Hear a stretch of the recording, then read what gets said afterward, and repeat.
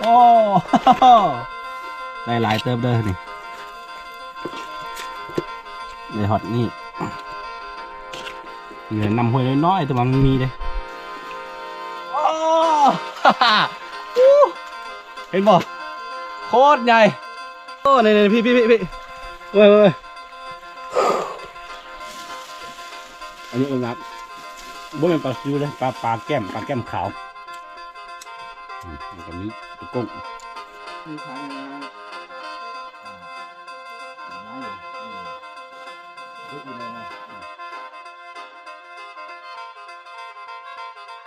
สบายดีทุกคนนี่จะต้อนรับเข้าสู่ช่องอาคาน้อยวันนี้เข้ามาปลาเด้อนี่เห็นบ่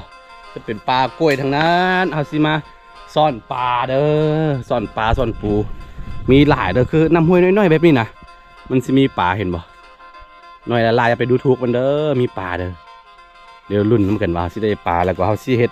มากินข้าวปลามากินข้าวปลาซ่อนปูซ่อนปลาแล้วก็ไปอันนั้นกินไปปิ้งกินอยู่ปูอยู่ปลานี่โอ้บรรยากาศโคตรได้เลยเห็นบ่จะเป็นปลากล้วยปลานะเต็มโอเคทุกคนเดี๋ยวรุ่นน้ำกันว่าเขาสิได้ปลามีอย่างใดมันจะมีปลาซิวปลาพันปลามีอย่างหลายแนว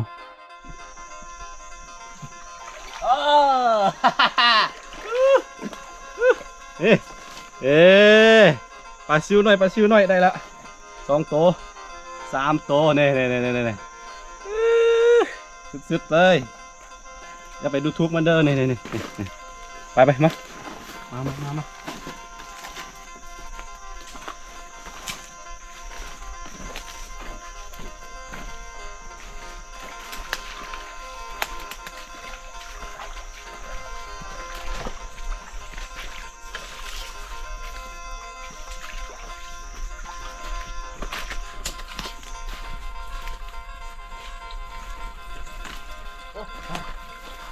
ไปยี่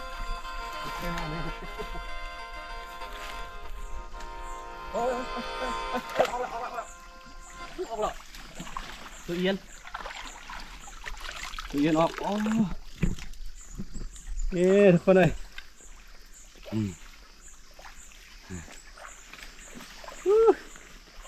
นำห้วยน้อยๆละล่ะมันมีปลาเด้อโอ้ปลาพันนี่มาพี่งูน้อย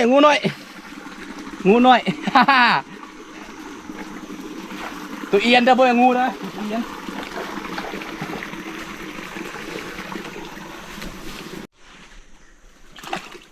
อ๋อ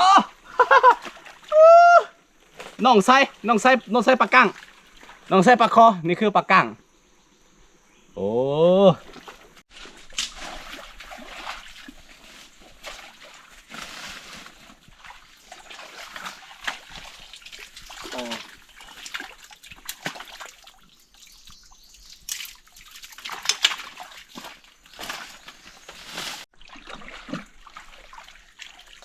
โอ้โหสุดไปเลยพี่น้องปลา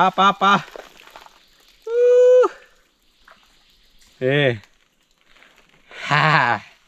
อีกตัวหนึ่งนี่แหละทุกคนเลยหากินอยู่บนนอกในน้ำมันพอได้กินนะท่านแนมจะหาพวกขี้ขันเนาะมีเนื้อให้เขากินอะไรเนี่ย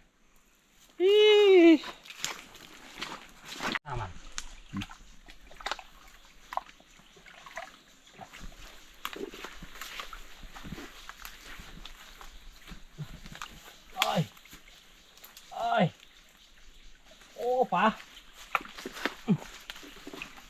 โอ้เห็นบ่โคตรใหญ่นี่คือ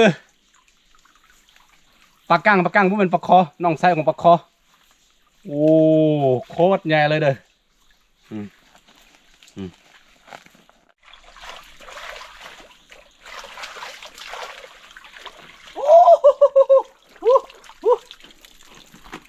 เดี๋ยวมาพี่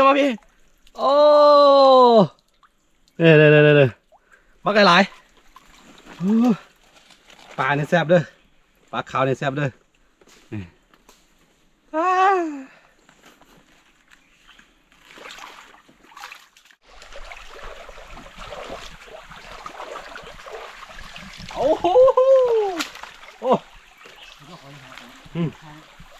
โ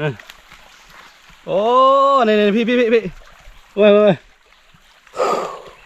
มึงไปได้บาทเดียวเนี่ยมันถึกบอลมีเนี่ยมันได้ยังไงเลยถึกหางมันเนาะหางปลาโอ้ปลาขาวๆในแซ่บเด้อนี่ทุกคนตอนนี้ครับมาสวนแล้วมาอยู่บ้านสวนของเราแล้วโอ้ได้เด้อปลาเด้อเห็นบ่เนี่ยนี่แหละวิธีหาอยู่หากินของเขาโอ้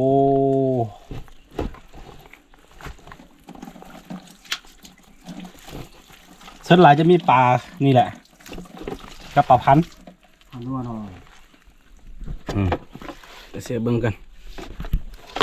เอาโอ้ได้หลายเติมเด้อนี่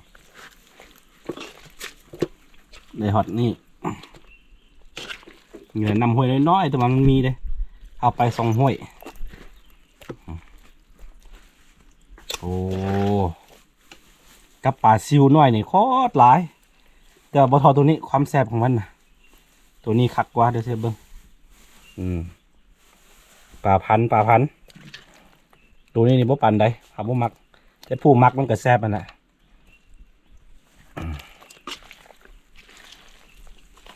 โอ้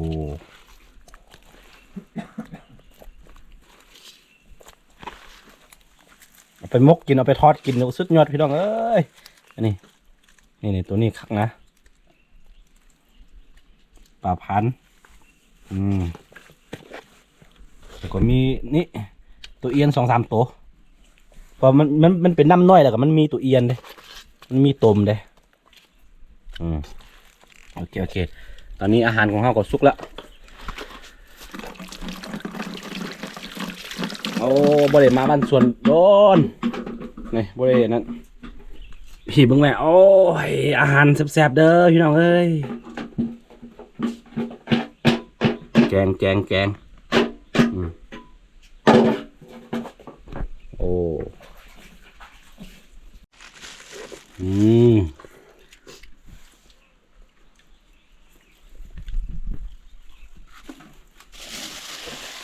อันนี้เป็นครับบ่เป็นปลาซิวเลยปลาแก้มขาวมันก็มีตะกุ้ง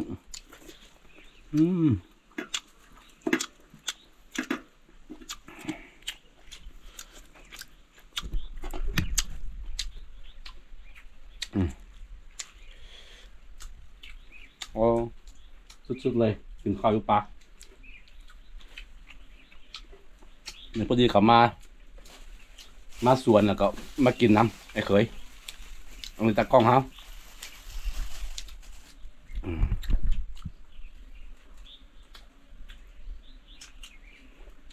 กุ้งแดง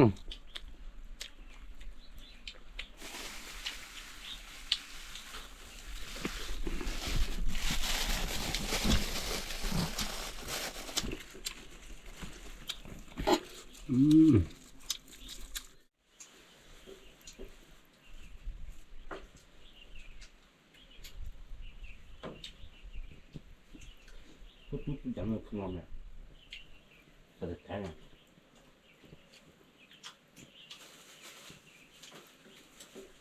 แล้วปลาสะดุดเนี่ย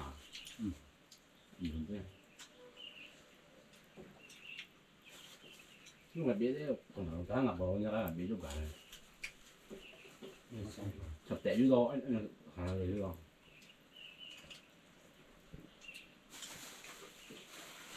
dòng 2 kg nữa dạ bông này tương ăn dòng 2 kg hay luôn mà không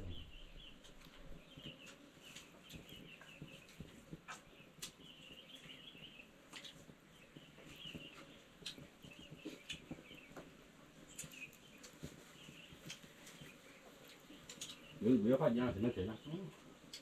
hơn cho về thế hả về nó phải nó còn 100 nữa nó cũng khờ nó có được để ăn được hả mình ra thì nào mình ra mà cơ nó thấy nó cũng đem hả nó cũng là này cũng đem không à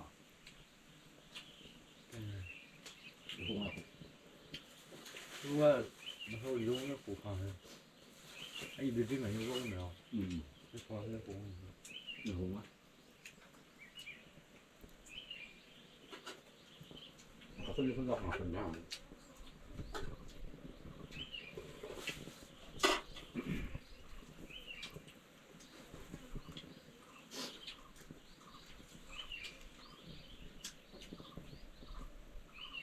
เดี๋ยวแกงอะไรที่ผมได้ก็เดี๋ยวว่าเดี๋ยวจะของอะไรที่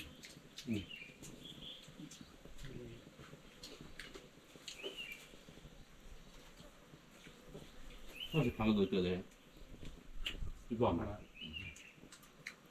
แล้วเขาก็จะย่าง เดี๋ยวผมหยอดเลยเดี๋ยวออดเอา เลือกสีแดงมา มา เขาพูดว่าเราถึงกัน แล้วก็รู้ครับว่า เมื่อมาเบื่อ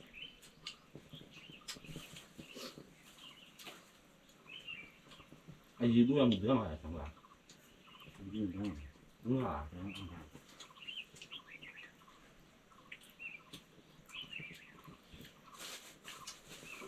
ก็บอกว่าเลยยีมันนั่นถึงนี่บอกว่าเลยเดี๋ยว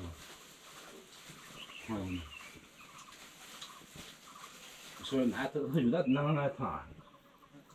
ถ้าเราไม่เอาส่วนอาจจะมาแล้วมันจะทองมาท่ามาได้มันจะตัวเท่าไหร่เดี๋ยวอาจจะยังไม่